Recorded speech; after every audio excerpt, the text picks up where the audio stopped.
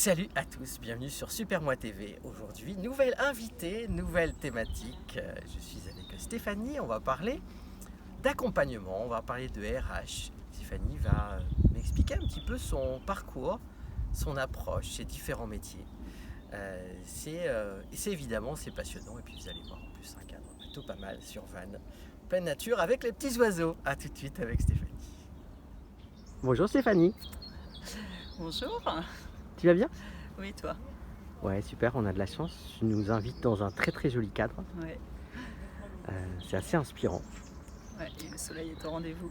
C'est ça, le soleil, les oiseaux, c'est pas mal quand même. Hein. Et aujourd'hui, on va parler de ton métier, de tes casquettes. Parce que finalement, tu n'as pas qu'un seul métier. Mais en tout cas, tes métiers sont autour de l'accompagnement de l'humain. Quand je dis l'humain, c'est les RH évidemment aussi. C'est ton univers. C'est ton univers. J'ai une première question pour toi, qui est, à ton avis, pourquoi es-tu, j'allais dire, tombé là-dedans, un peu comme Obélix, tu sais. Mais est-ce que tu penses qu'il y a un truc il y a eu un déclic pour toi d'aller dans ces univers-là, ou pas? Ça s'est fait progressivement après l'univers des ressources humaines, assez rapidement en fait après mes études. J'étais attirée vraiment par ce métier-là et puis j'ai eu l'opportunité en fait de démarrer effectivement dans les ressources humaines.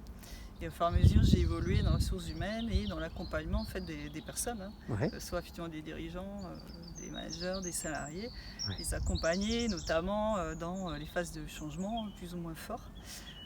Donc ça s'est fait vraiment au fur et à mesure, mais c'est vrai que je voulais travailler en ressources humaines. Ouais. Et du coup, tu es, quand tu as décidé de créer finalement ton activité, ton propre modèle finalement, Oui. il y a eu, est-ce qu'il y a eu un vrai changement pour toi ou tu t'es dit tiens, je vais faire à ma manière, je vais donner encore plus de moi, être encore plus personnel finalement dans mes actions. Il y a eu quelque chose qui s'est passé de cet ordre-là? Alors en fait, moi j'ai été longtemps en entreprise Ouais.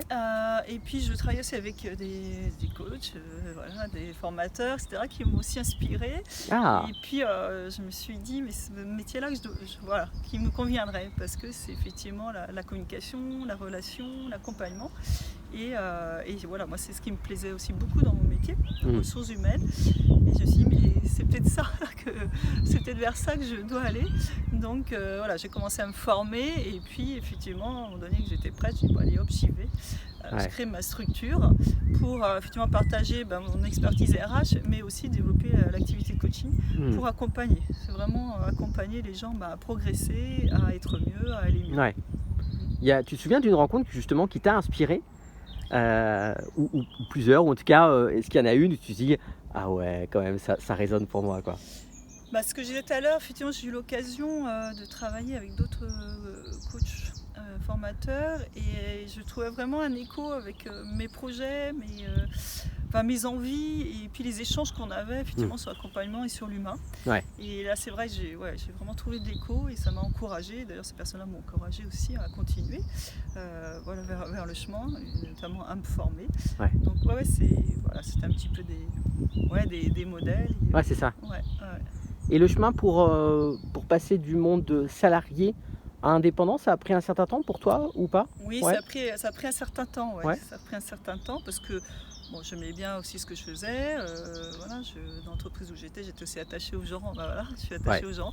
C'est la relation avec qui j'étais.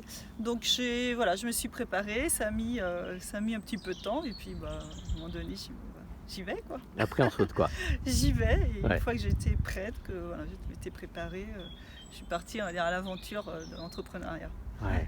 Alors c'est quoi ton quotidien? Parce qu'on parlait de tes différentes casquettes, t'en as plusieurs, est-ce que tu veux m'en parler? Alors mon quotidien, donc j'ai une partie de mes activités, effectivement encore aujourd'hui, sur la partie ressources humaines, c'est-à-dire c'est accompagner les dirigeants de petites, moyennes entreprises à structurer leur fonction RH et aussi à pouvoir beaucoup échanger avec eux pour faire évoluer aussi leur organisation. Faire évoluer, ça peut vraiment en termes d'organisation, mais aussi en termes de management. Effectivement, les dirigeants, des fois, ils se retrouvent un petit peu seuls avec leurs problématiques et ils ne peuvent pas trop en parler, pas forcément avec leurs salariés. Donc, c'est aussi être là pour les aider justement à avancer sur ces sujets-là, à s'organiser et à aussi mettre en place des outils aussi plus opérationnels dans les ressources humaines. C'est quoi du coup? C'est des formations en cours, c'est de l'accompagnement, c'est du suivi, des choses comme ça? C'est l'accompagnement et du suivi. D'accord, Ouais. Et la mise en place aussi d'outils RH. d'accord. Donc ça c'est l'aspect RH, donc Oui. dans l'entreprise, Oui. mais l'aspect RH, tu prépares les générations à venir et aussi ceux qui ont choisi de prendre le métier, hein, notamment en alternance. Est-ce que tu veux en parler? Parce que c'est super intéressant que tu amènes aussi cette carte-là, ta vision à toi, avec les gens dont c'est pas le métier aujourd'hui, quoi. Oui, alors moi c'est vrai que j'interviens à l'université dans le master RH. Et c'est vrai, ce qui me plaît, c'est de transmettre. Donc, alors moi j'adore apprendre, mais j'adore aussi transmettre et accompagner. Au-delà, je dirais, des connaissances techniques et précises du métier, c'est aussi les accompagner, ces jeunes et des fois moins jeunes, qui Ouais. aussi, certains reprennent les études, Bien sûr. à justement à acquérir cette posture assez particulière dans les ressources humaines.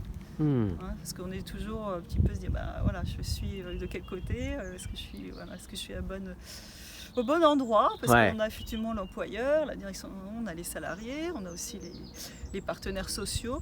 Donc avoir la bonne posture, savoir aussi se protéger, parce que c'est pas un métier facile. Et ça, effectivement, c'est quelque chose qui me tient à cœur, de les préparer à ça. Parce qu'on peut y arriver, et on peut être bien dans cette posture aussi. Ouais. Il y avait un petit côté chez toi quand tu étais enfant, maîtresse d'école ou pas du tout? Non, je ne me rappelle Tu pas. te souviens pas? Non, je me souviens pas. Non, mais par contre en terminale, voilà, l'enseignement était déjà un peu dans La ma transmission, tête. ouais. Mais en fait, j'avais envie aussi de travailler dans le monde dans les entreprises. C'est pour ça que j'ai pas été non plus dans un cursus pour enseigner tout de suite. Ouais. Mais effectivement, dès que j'ai eu l'opportunité. T'aimes bien cette idée aussi de transmettre du concret? Oui, Au-delà de la transmettre, pédagogie échanger. forcément, mais du concret, quoi. Ouais, transmettre et échanger, Ouais. partager. Est-ce que dans les gens que tu accompagnes aujourd'hui, est-ce qu'il y a des anecdotes? Est-ce qu'il y a des gens qui te marquent? On peut pas citer de nom, forcément. Oui, bien sûr. Mais dans des parcours, tu sais, des gens qui ont vraiment envie d'avancer dans ce métier, qui étaient peut-être pas faits pour ça initialement. Et est-ce que tu as des gens qui te marquent plus que d'autres? Des histoires de vie, tu vois? Alors par rapport à la fonction RH, comme ça, je ne sais pas trop, parce que souvent moi, je rencontre des personnes qui ont choisi d'aller vers ce D'accord. métier-là, même Ouais. des fois après des reconversions. Ouais. Donc qui ont choisi. Après, c'est aussi d'être là pour les rassurer. Pour les aider, pour apporter une écoute aussi attentive. Si j'ai eu à accompagner quelqu'un en prise de poste, en fonction RH, pas dans un environnement facile. Ouais. Et effectivement, je l'ai aidé à prendre ses remarques, à mettre en place un certain nombre de choses pour justement qu'elle puisse avoir cette bonne posture, Ouais, bien sûr. et se sentir bien dans son poste. Est-ce que tu vois, toi, dans les accompagnements que tu fais, que ce soit alternant et même aussi des dirigeants finalement, est-ce que tu vois de plus en plus de parcours atypiques où on est encore dans un parcours normé finalement? Ou qu'est-ce que tu constates, toi? Alors par rapport à moi, mon parcours, les études que j'ai fait, c'est vrai que moi c'était assez rectiligne, etc. Ouais. J'ai un objectif, je l'ai atteint. Ouais. Et aujourd'hui, il y a un petit peu plus de virages. On peut commencer des études, on arrête, on va travailler, on revient. Donc on en rencontre quand même de plus en plus. Et je sais autrement, par contre, deux fois je fais du recrutement. Et Ouais. moi j'essaie aussi d'ouvrir un peu les œillères de certains employeurs, en disant le mouton à 5 pattes qui vous ressemble exactement, qui a fait exactement le même parcours que vous, il n'est pas forcément là, il n'y en a plus. Donc, mais on peut prendre un profil différent, regarder vraiment la personne qui elle est et bien l'intégrer, continuer à la former et ça sera ok, quoi. Ouais, c'est vrai que tu vois là, ça m'amène à cette réflexion sur parfois, tu sais, les candidatures, en tout cas les propositions de job ou de stage. On se dit mais il n'existe pas ce profil-là finalement. Oui. Et c'est vrai que c'est compliqué parce qu'on est presque entre parfois deux mondes, voilà, juste la norme et puis le côté atypique, voire trop parfois, et trouver un juste milieu, quoi. Ouais, c'est vrai que c'est pas évident. Et c'est vrai que moi, je regarde pas mal les annonces aussi pour voir ce qui se passe. Et des fois je me dis, mais c'est pas possible, il veut quelqu'un qui sache Tu tout les accompagnes faire. un peu là-dessus? Ouais. Oui, j'y veux quelqu'un, alors si on prend la fonction RH, j'ai jeunes RH qui savent tout faire. tout ce qui est technique, mais aussi relationnel, mais aussi managérial, Ouais. mais aussi stratégique. Ouais. Mais par contre, il faut qu'ils aient que 2-3 ans d'expérience. Ouais, pas trop vieux, quoi, pas trop. Voilà, donc Ouais. moi, des fois, je me dis, oh là là là là, mais ils vont les casser, quoi. Ouais. C'est pas possible parce qu'il faut aussi de l'expérience sur certaines missions Ouais. dans ce métier-là. Et il y a des fois un certain âge aussi pour effectivement avoir plus d'expérience, être à l'aise avec l'humain parce qu'il y a Ouais. des fois des situations difficiles à gérer. Bien sûr. Donc oui, des fois, je suis assez surprise par les annonces où on veut tout, mais vraiment, il y a tout. Puis je dis, mais c'est pas possible, quoi. Sur une personne toute seule, ça va être compliqué. C'est quand on est dirigeant d'entreprise, est-ce que c'est facile de faire confiance à quelqu'un qui est extérieur à sa boîte? Comment tu arrives à créer, tu vois, cette complicité, ce rapport-là de partenariat aussi? Parce que finalement, c'est pas toi toute seule, c'est pas lui tout seul, c'est à deux. Est-ce qu'il y a une recette particulière ou pas? Bah, c'est le relationnel en fait. Je pense que le relationnel, c'est l'écoute, l'écoute et l'adaptation. Et moi, je bouscule pas en fait. Je m'adapte à la culture de l'entreprise, à la culture, enfin à sa culture, si je dirais temporelle, c'est-à-dire à son rythme. Pour pas aller bousculer. Il y a des choses, des fois ils sont prêts, ils sont pas prêts, et amener les choses tranquillement. Effectivement, beaucoup d'écoute et d'échange. Et puis c'est vrai que presque en arrivant par la petite porte, tranquillement, on arrive à faire bouger les choses peut-être. Voilà, c'est ça. Sans arriver les gros sabots, voilà, tout a changé. Je mise aussi sur des fois la discrétion, être juste là à l'écoute, parce que les dirigeants ont aussi besoin d'avoir quelqu'un pour échanger, Présence invisible quoi, presque. Presque. Mais indispensable. J'avais une question pour toi qui est autour de un sujet moi, qui me parle et qui parle aussi à plein de gens, qui est autour de l'intelligence, tu sais, artificielle, et toute cette automatisation finalement, qu'on vit, et voilà, c'est pas aller contre, mais parfois du coup, y a des métiers et il y a le sens qu'on perd du coup à se dire on va perdre du savoir-faire, on va perdre de l'intelligence, on va perdre de la valeur. Est-ce que tu rencontres ça toi en entreprise? Dans les entreprises où j'interviens pas trop, on n'en parle pas trop. Elles ont d'autres modèles pour l'instant. Mais effectivement, moi, c'est les choses, j'échange sur ces sujets-là avec les étudiants notamment et dans les cours. Parce que je fais cours aussi sur le digital RH, le SIRH. Donc j'amène effectivement l'intelligence artificielle parce que ça existe. C'est clair. Et effectivement, il y a toujours des points positifs, il y a toujours des points un peu plus négatifs. Et alors après, l'idée, c'est l'informatique et c'est tout ça, digital, c'est aussi de tout ce qui est, on va dire, automatique, tout ce qu'on peut faire par la machine, on fait faire. Et puis effectivement, garder, on va dire, les sujets à plus forte plus-value pour soi. Mais voilà, c'est comme tout outil, il faut quand même être présent, et il faut être là pour amener effectivement le côté humain, quoi. Les recrutements qui sont tout faits par les machines, non, parce qu'il faut vraiment prendre du temps aussi dans la relation, parce qu'on va intégrer quelqu'un dans une équipe. Et voilà, je ne suis pas sûre que l'intelligence artificielle, elle arrive à intégrer par exemple la culture. C'est ça. Et pour se dire, ce profil-là, il va être bien dans ces cultures-là, quoi. C'est presque, il y a ce truc, tu sais, c'est apprendre à désapprendre et à la fois avoir cette capacité de toujours apprendre, à se mettre en question. Et la machine, en fait, il y a des données qui sont transmises et elle n'apprend pas, elle crée concrètement. Alors elle apprend aussi un peu maintenant, l'intelligence artificielle, c'est le deep learning, elle apprend aussi d'elle-même. En fait, il y a des maintenant. Alors c'est pas évident non plus à appréhender tout ça, mais plus ça va aller effectivement avec les développements, elle apprend d'elle-même. Mais bon, elle ne va pas remplacer l'humain. Il y a eu des expériences dans des grands groupes avec des robots, etc., qui ont fait le recrutement. Des fois ça s'est arrêté, l'expérience, et je pense qu'il y a encore des progrès à faire. C'est vrai qu'on est dans un monde qui bouge, et je ne sais plus qui exprimait ça. Il disait que finalement, les métiers qui auraient entre guillemets le vent en poupe dans les 15 années à venir n'existent pas encore finalement. Oui, ce qu'on dit notamment le digital, qu'il y a des nouveaux métiers tous les jours. Donc oui. À la fois c'est passionnant quand même. Oui, c'est passionnant. Alors moi j'accompagne aussi des gens en reconversion. Et effectivement, c'est ce que je dis, il faut que je fasse autre chose, je ne sais pas quoi faire. J'ai dit, mais on verra, de toute façon, il y a de nouveaux métiers tous les jours, puis vous pouvez aussi créer votre métier, quoi. Donc oui, c'est vrai qu'aujourd'hui rien n'est figé. Créer son métier et puis finalement être à l'écoute de son talent, d'être déjà à l'écoute de ses qualités intrinsèques finalement. Oui, savoir s'écouter justement. Et t'en parlais justement, l'adaptation. Finalement, être capable de s'adapter Oui, et à alors créer. s'adapter aussi avec tous les outils qu'on a autour de nous. Ouais. C'est ça, je pense qu'aujourd'hui c'est ça, puisqu'on sait qu'aujourd'hui les gens ne vont pas rester dans le même emploi toute leur vie. Ouais. Donc c'est cette capacité à s'adapter déjà aux nouveaux outils qu'ils ont là où ils sont, et puis à d'autres métiers de demain qu'ils seraient amenés à faire. C'est, on parlait de sens il y a quelques minutes. Ça met quoi comme sens, toi, à ta vie, et qu'est-ce que tu kiffes aujourd'hui par rapport à ton activité, particulièrement? Le sens, c'est vraiment l'accompagnement. Enfin, souvent, quand je dis que, voilà, comment je peux me définir ce que je fais, c'est l'accompagnement. J'aime accompagner en fait, les gens, les voir progresser, c'est s'appuyer sur leurs ressources. Le coaching, c'est ça, c'est s'appuyer sur leurs ressources pour les faire évoluer, pour effectivement qu'ils utilisent leur potentiel. C'est leur faire prendre aussi du recul. Parce qu'effectivement il y a des problématiques, etc. C'est la fin du monde, mais non, ça arrive au meilleur. Et donc c'est effectivement avoir cette capacité de résilience, de rebondir. Et moi je suis là juste pour les aider. Et l'accompagnement peut être assez magique. On a l'impression qu'on ne fait pas grand chose.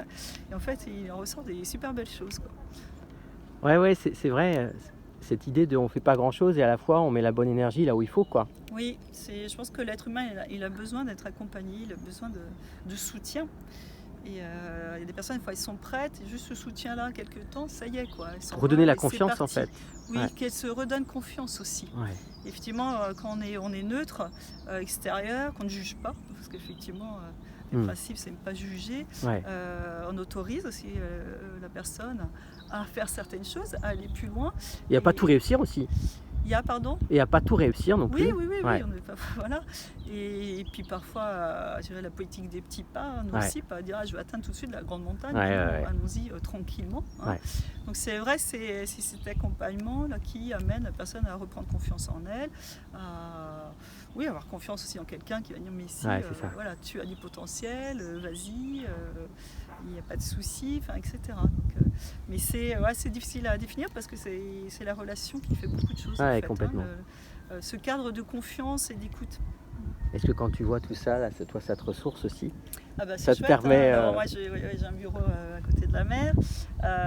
Non, mais c'est chouette, on est dans un cadre. Est-ce que la nature, elle t'inspire, toi, concrètement dans ton travail? Parce que finalement, on crée, mais on n'invente pas grand-chose. La nature, elle a déjà tout fait, presque. Ça te parle, ça? Alors quand j'ai l'occasion, dans mon travail, faire du coaching en marchant, c'est intéressant aussi, ça amène autre chose. Il y a plus de lâcher prise, le cerveau il se déconnecte un petit peu, ça apporte autre chose et c'est aussi puissant. Puis c'est agréable, quoi, donc autant. C'est quand même plutôt pas mal. Quand on peut, quand on a du soleil, c'est sympa. Il te reste des rêves à réaliser, toi? Professionnellement, j'entends. Professionnellement, oui, je pense que j'ai encore pas mal de choses à faire. Après, un rêve en particulier, non, mais c'est continuer à accompagner et effectivement continuer à accompagner notamment aussi les fonctions RH. Parce que c'est quand même, c'est un métier que j'aime bien et puis pouvoir l'allier au coaching. Oui, ça c'est peut-être un rêve. Tu arrives à te voir, par exemple, même si il y a le truc de l'instant présent, mais à te voir dans les 2, 3, 4, 5 prochaines années? Non, c'est difficile aujourd'hui, c'est difficile. Bon, déjà, vivons ce qui est là. Vivons l'instant présent, et puis en plus, avec le contexte actuel, complètement. C'est un peu difficile de se projeter. Et puis effectivement, après, on dit c'est souvent dans l'instant présent qu'on va puiser ses ressources. Donc, profitons de l'instant présent. Imaginons que la petite fille que tu étais, elle te parle aujourd'hui. Est-ce qu'elle serait, elle dirait, c'est cool ce que tu as fait, Stéphanie, quand même? Elle me dirait, qu'est-ce qu'elle me dirait? Elle me dirait, t'as bien bossé, t'as osé, t'as encore du chemin à faire, mais voilà, le potentiel est là, donc continue ton chemin. Mais gratitude quand même, du coup. Oui, je pense que toute l'expérience, tout ce qu'on se vit nous amène beaucoup de choses. Et après, c'est toujours, des fois, on ne sait pas comment s'en servir peut-être. Donc c'est encore le chemin pour dire mais comment je peux faire pour effectivement peut-être mieux accompagner, pour être bien dans ce que je fais. Merci beaucoup, Stéphanie, pour ces quelques minutes échangées, ce voyage, cette nature, ce rapport au métier aussi qu'on ne connaît pas toujours très très bien et qui donnera, j'espère en tout cas, l'envie à à ceux qui vont écouter, regarder, de s'y intéresser peut-être un petit peu plus près. Et j'ai envie de te laisser le petit mot de la fin, si tu as envie. Alors, le petit mot de la fin, moi j'ai juste, si tu veux te mettre par là, c'est vraiment la mer, quoi. Enfin, voilà, On va c'est prendre on le va temps. juste écouter, puis on va juste regarder en fait du coup. Ouais. C'est prendre le temps, et c'est peut-être quelque chose que je ne fais pas suffisamment, de se poser, de regarder l'horizon et profiter. On est dans une belle région. Moi je suis très heureuse d'habiter à Vannes, de travailler à Vannes et dans la région. Donc voilà, c'est de profiter de ce cadre aussi. Merci beaucoup Stéphanie. Merci Franck.